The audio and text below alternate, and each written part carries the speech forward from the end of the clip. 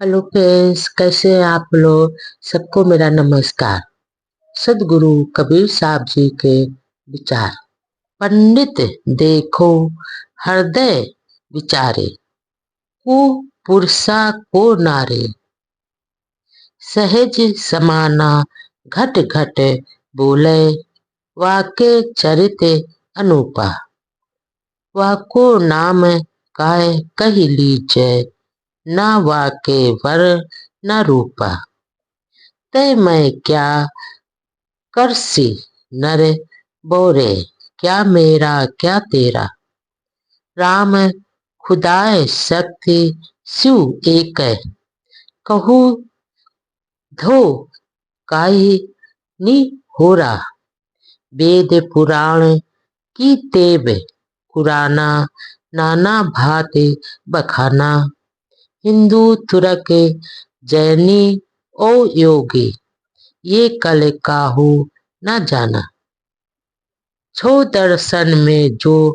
परवाना, तासु नाम मन माना, कई कबीर राम ही पै बौरे, ई सब खलक सयाना।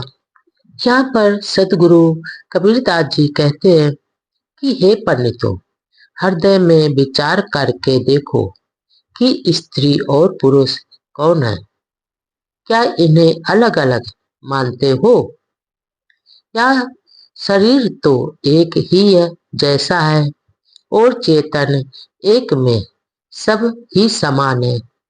और सतगुरु कहते हैं कि चेतन भी एक समान है, अर्थात इसका सहज ज्ञान स्वरूप चेतन सब में एक समान ही विराजमान है, और उसका स्वभाव भी ज्ञानमय व और जड़ से भी लक्षण है।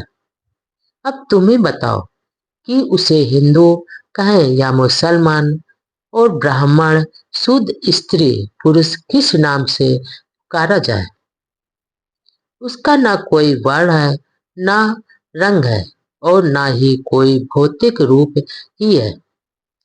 हे पगले, सदगुरु आगे कहते हैं कि हे पगले, मैं तू क्या करता है। यहाँ मेरा और तेरा कुछ भी नहीं है। राम और खुदा, शिव और शक्ति सब एक ही चेतन रूप के ही नाम है। ये सारे नाम एक है के हैं। फिर निज स्वरूप स्थिति छोड़कर अलग से तू किसकी वंदना और प्रार्थना करता है। प्रार्थना की जाए। आगे सदगुरु कबीरदास जी कहते हैं कि वेद पुराण किताबों और कुरान आदि में नाना प्रकार का वर्णन होने से वास्तविकता तो नहीं बदल जाएगी। यहाँ वास्तविकता तो यह है कि हिंदू और मुसलमान, जैनी, योगी आदि बाहरी आडंबर वाले आंतरिक एक तत्व की मधुरता को नहीं जानते हैं, और योगी जगम सेवड़ा सन्यासी और दर्श वेश तथा ब्राह्मण छो दर्शनों और संसार के नाना प्रकार के मत वालों ने जो कुछ सत्य मान लिया है, सब के सब उसी का मन माने गीत गा रहे हैं। आगे सदगुरु कबीरदास जी कहते हैं कि इस सांप्रदायिक विचारधारा वालों के बीच में ही मैं पागल बन जाता हूँ, और ये सब समझदार हो जाते हैं। समझदार हैं बुझ बुझ पंडित पद निर्वाण, सांझ परे कहवा बसे हान, ऊंच नीचे पर्वत ढेला ना ईट, बिनु गायन तहवा उठे ना गीत, ओस ना प्यास मंदिर नाही जहवा, सहसो धेनु दुहावे तहवा, नित्य अमावस नित्य संक्रांति, नित्य नित्य नौ ग्रह बैठे पाते, मैं तो ही पूछो पंडित जना, हृदय ग्रहण लागू कई खान खना। कई कबीर इतनो नहीं जाना, कौन शब्द गुरु लागा कान। यहाँ पर सदगुरु कबीरदास जी कहते हैं कि हे पंडितों, मोक्ष के पद को समझने की कोशिश करो। समझने की चेष्टा तुम क्यों नहीं करते हो?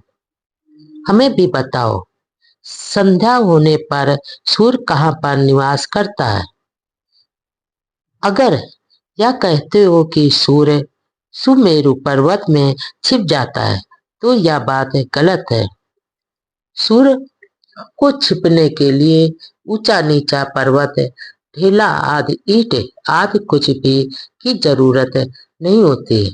उसे कुछ भी नहीं चाहिए और वह जहाँ रहता है वहां पर प्रकाश स्वतः ही रहेगा और केवल पृथ्वी की आड़ में हो जाने के कारण ही अंधेरा हो जाता है और रात हो जाती है।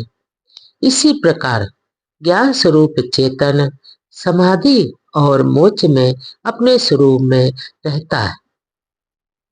वहां पर तो बिना गायन के ही गीत के स्वर हमेशा गूंजते रहते हैं और उठते रहते हैं। इसका तात्पर्य यह है कि एकाग्रचित्त साधक को अपनी अंतरात्मा की आवाज ही सुनाई देती है और अपने अंतरात्मा रूपी वो गुरु से वह हमेशा दिशा निर्देश लेता रहता है। न तो पानी और न उस कण और न ही प्यास रहती है। उसे ना भूख लगती है और ना ही प्यास लगती है। अर्थात ना तो संसारिक भोग और ना ही उनकी कोई इच्छा होती है और वह निवास करने के लिए वहाँ भौतिक मंदिरों की आवश्यकता भी नहीं होती है, क्योंकि उसके पास तो स्वरूप स्थित रूपी अभेद ज्ञान का किला है और दूध पीने के लिए हजारों गायें भी दुही जाती है। दूसरे शब्दों में कहा जाए कि समाधि लीन साधक के हृदय में आनंद की हजारों तृप्तियां बरसती रहती हैं और सूर्य चंद्रमा जब एक साथ रहते हैं तो अमावस कहाँ कहाँ जाता है और एक बिंदु से दूसरे बिंदु तक का मार्ग ही संक्रांति है, जो कि समय समय पर होते रहते हैं। परंतु समाधान साधक के लिए नित्य ही अमावस्या है, क्योंकि उसके साथ ज्ञान रूपी सूर्य तथा मन रूपी चंद्रमा हमेशा ही निवास करते हैं। चूंकि वह जड़ बिंदु की जगह चेतन बिंदु की तरफ चलता रहता है, अतः संक्रांति भी नित्य ही उसके पास रहती है और आकाशीय नवग्रह तो एक साथ ही नहीं बैठते हैं, किंतु समाधि लीन साधक के जीवन में चतुष्ट अंतकरण और 5 ज्ञानेंद्रिय रूपी नवग्रह हमेशा एक ही पंक्ति में बैठते हैं। इसका तात्पर्य यह है कि नित्य संयमित होकर जो मन से स्थिर हो जाते हैं, जो साधक स्थिर हो जाते हैं। अंग कबीरदास जी कहते हैं कि हे पंडितों, तुम्हारे हृदय में मोह और माया का आवरण कब लगा या कब कब लगता है? क्या तुम इतना भी नहीं जानते हो कि तब फिर तुम्हारे गुरु ने तुम्हें क्या सिखाया है? इसका तात्पर्य यह है कि किसी के बहकावे में तुम मत आओ और स्वयं ही विचार करो। बुझ बुझ पंडित बिरवा न होए, आधे बसे पुरुष आधे बसे जोए। बिरवा एक सकल संसारा, स्वर्ग शीश जर गई पतारा। बाहरे पखुरियां 24 पात, घने बहोर लागे चौपास। फूले ना फले वाकी है बानी, रैन दिवस बेकार चुवे पानी। कही कबीर कछु अछलो ना तहिया, हरि बिरवा प्रति पाले नी जैया। यहाँ पर सदगुरु कबीरदास जी कहते हैं कि हे पंडितों, उस गहन गंभीर चिंतन में तुम बार बार उतरो जिससे यह जन्म मरण रूपी वृक्ष है, जिसके आधे भाग में चेतन बसता है और आधे भाग में जड़ प्रकृति का सफाया हो सके। यह जन्म मरण रूपी वृक्ष स्त्री रूपी पुरुष की पारस्परिक आसक्ति से ही बना है और मानो पूरा संसार जैसे ही एक ही वृक्ष है, जिसका शीर्षस्थ भाग आकाश और जड़ पाताल में है। 12 महीने पंखुड़ियां और 24 पखवाड़े पत्ते हैं और इसके चारों ओर आसक्ति रूपी बर्रों एवं 12 जटाएं लगी हुई हैं। यह संसारिक वृक्ष हमेशा फलता फूलता नहीं है। इसका तात्पर्य यह है कि संसार में आसक्त व्यक्ति सुखी नहीं रहता है और इस संसारिक वृक्ष से वह विकारों का पानी रात दिन ही चूता रहता है और कमादि मलिनता संसार में ध्यान देने से प्राप्त होती है।